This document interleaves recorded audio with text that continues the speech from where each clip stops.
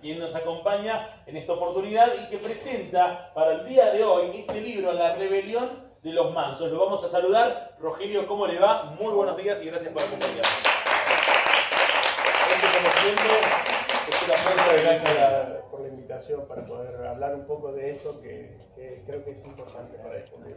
Bueno, estaba leyendo el prólogo que habla sobre la vida de Sebastián Aguirre, una persona que vivía con su familia de una manera tranquila, normal, y que de un tiempo a esta parte decide manifestar una sensación que estaba sintiendo en una sociedad, en donde, según es lo que dice el libro, le angustiaba en su país que gobernantes exprimían a los que producían y aquellos que generaban riquezas cada vez pagaban más y más impuestos. Digamos, esto, contanos un poco cómo surge la iniciativa y cómo se escribe el libro. Bueno, el libro es mi segundo libro y nace después de haber escrito un primer libro acerca de un ensayo de Argentina.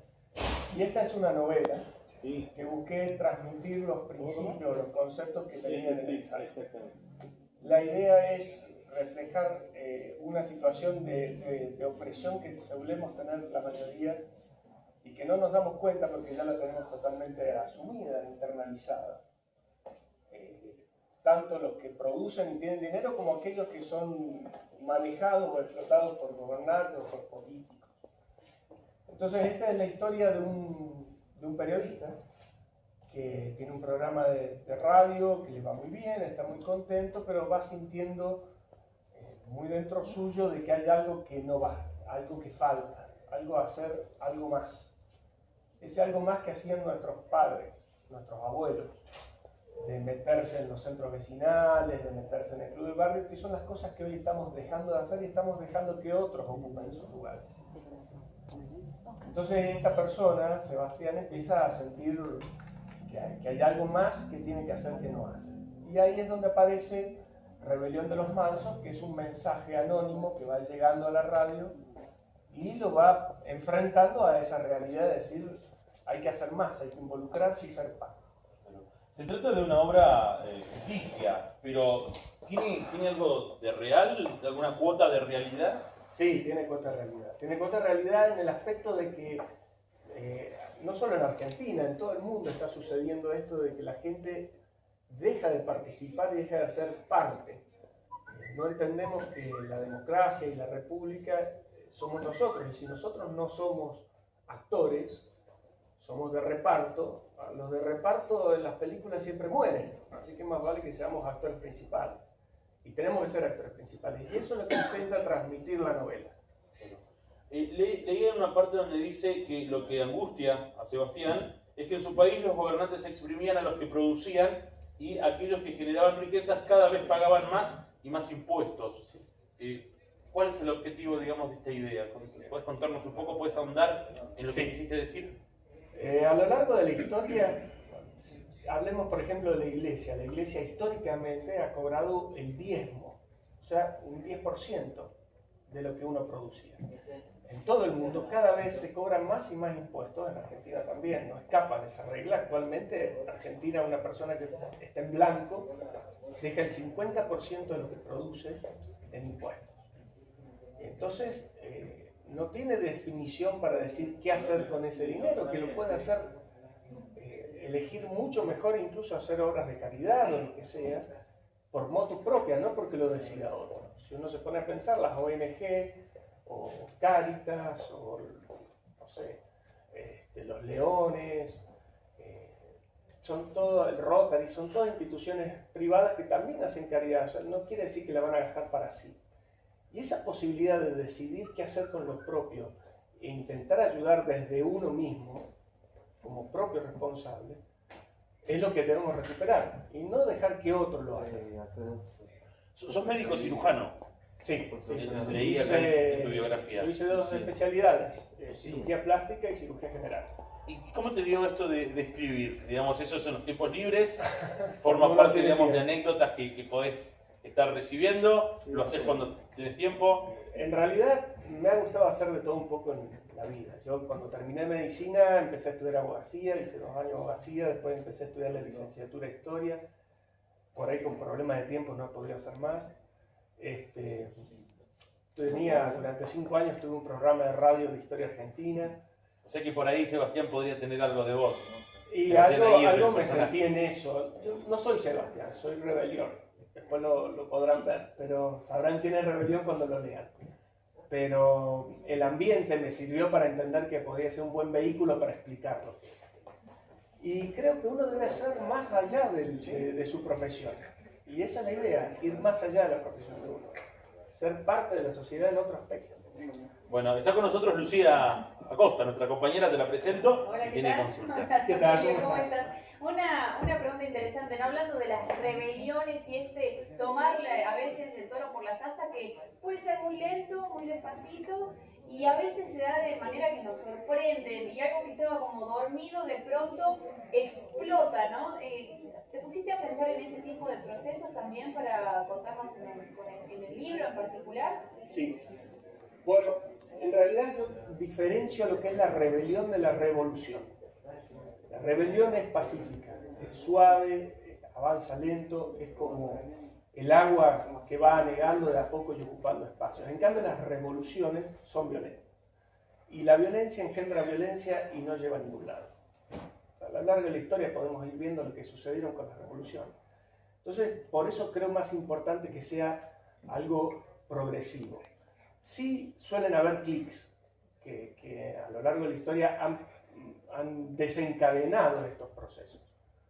Incluso en la misma Argentina hoy, volviendo al tema de cómo pueden avanzar la gente que no es política, pensemos en las últimas elecciones. Los dos candidatos que llegaron para ser presidente, ninguno de los dos era de carrera política. Quien fue gobernadora electa de Buenos Aires no era de carrera política. En Córdoba, yo vivo en Córdoba, un golfista es intendente de Villa Allende, un párroco es intendente de otro pueblo. Y así sucede que vemos que mucha gente que no viene necesariamente de la política está entrando en esa variable. Entonces no es solamente nuestra participación en las elecciones, sino ser parte de. Y creo que se está dando ese cambio. Hay que ver hasta dónde llega, ¿no? Y tiene que ser con responsabilidad, no es meterse por meterse. De hecho, muchos analistas políticos han hablado del triunfo de la no política. Digo, esto para vos desde tu perspectiva, y está pasando a un plano porque estaba leyendo que vos hiciste algunas columnas de opinión, editoriales respecto a lo que es, por ejemplo, ahora que es algo tan reciente, el tema de los tarifazos, el tema de los incrementos de la energía. ¿Qué opinión podés contarnos acerca de lo que es este proceso desde que termina un gobierno después de 12 años y inicia uno nuevo, totalmente diferente, con signos totalmente opuestos, porque no estaba ni el radicalismo ni el peronismo, sino que era una nueva fuerza que emergía? Está bien. Escribí precisamente un artículo acerca del tarifazo ahora. Sí, lo estaba leyendo. Bueno, el punto del tarifazo, yo no me puse a analizar si la forma que se hizo estuvo bien o mal, porque yo creo que se desvirtúa lo que es más importante, que me parece más profundo e interesante, que es analizar que no podemos vivir en mundos de fantasía. Y así como uno, cuando llega a su casa y gana 100 pesos, no puede gastar más de 100 pesos, en el país, en las asociaciones, en las fábricas, en todo pasa lo mismo. Si yo produzco 100 pesos y gasto 110, me fundo. O tengo que pedir prestado o me fundo. No hay otra. Lamentablemente, no es que sea lindo o feo. Y las reglas de la economía, uno no tiene que juzgar si son buenas o malas. Son. Sería fantástico que la ley de la gravedad no existiese, así los que se quieren suicidar tirándose un edificio no lo logran, pero no es posible. Y esto pasa lo mismo. Entonces, si una empresa gasta 100 pesos en producir electricidad, lo que sea, pues tenemos que ver cómo hacer para que gaste menos en producirla. Pero no podemos querer que si vale 100, paguemos 50, porque los otros 50 hay que pagarlos de alguna forma. ¿Y cuál es el rol del Estado en esa situación? Porque vos decís, bueno, no hagamos alusión, por ejemplo, a si han sido incrementos mesurados o desmesurados, pero digo, en el medio existe una sociedad que desde pagar 100 pesos por una política de subsidios que tenía un gobierno anterior, ha pasado a pagar, te digo, 1.500. Entonces ahí en la economía hay algo que cambia. ¿Y dónde está el rol del Estado para poder regular esa situación en donde una persona pueda, en este caso, utilizar el dinero no solamente para pagar facturas, impuestos, sino también para comer? Bueno, estamos de acuerdo. Pero hay que replantearse alejándose del problema. Si la luz sale 100 y tiene que pagar 100, muy bien, y no le va a alcanzar el dinero, que es una realidad indudablemente, pues le bajemos impuestos de otro lado para que le quede la balanza equilibrada, ¿cierto? O sea, lo que está pagando más de luz, por ejemplo, lo ahorre en alimentos que no pagan IVA, o en sacarle impuestos al trabajo, o sacarle... Entonces, lo que sale X hay que pagarlo a X. Lo que hay que hacer es quitar cargas impositivas a la gente común, a todos en realidad, pero a la gente común, para que le alcance el dinero, pero no mintiendo acerca del costo de las cosas, porque a la larga no funciona, está probado no funciona. Hace pocos días la expresidenta habló sobre el tema de la política de subsidios y aseguró que este tipo de cuestiones era una política, digamos, el Estado corría con los gastos a cambio de que la gente por ahí pueda utilizar ese dinero de una manera de un subsidio indirecto. ¿Qué opinas acerca de eso? Primero que el Estado no tiene dinero. Vamos a empezar por el principio. El dinero lo ponemos todos con impuestos. El Estado no tiene dinero, no produce dinero.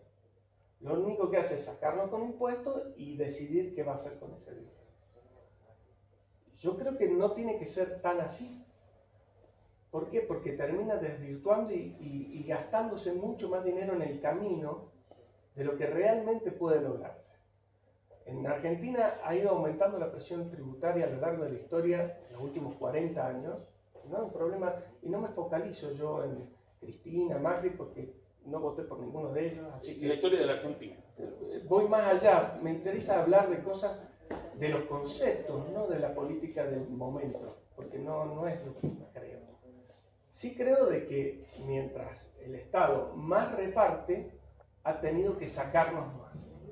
Entonces uno dice, bueno, ¿qué sentido tiene que a una persona que vive acá en medio del campo, que quizás no tiene luz, no tiene agua corriente, está pagando 21% de IVA para darle luz subsidiada al que vive en el conurbano urbano bonaerense?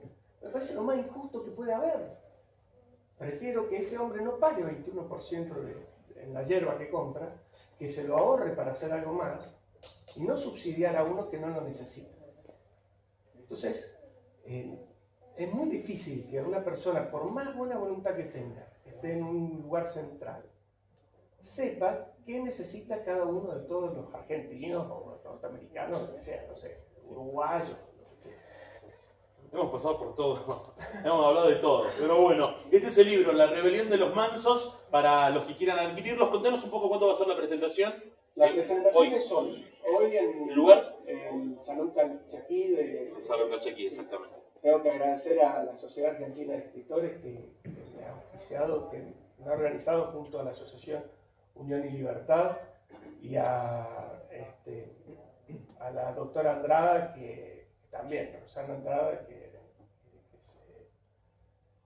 se ha aportado para poderme presentar. Y demás. Gran escritora catamarqueña, sí. Claro. Rogelio, sí, muchísimas gracias. Por favor. Gracias por habernos. Y bueno, a todos los que quieran participar, decimos el horario de nuevo. A las 20 horas. 20 horas. Y está este otro libro, que lo tengo por acá, que también para los que quieran adquirirlo, El Imperio de la Decadencia Argentina. También es un libro tuyo. Exacto. Ese es el primer libro, ese es un ensayo. Perfecto.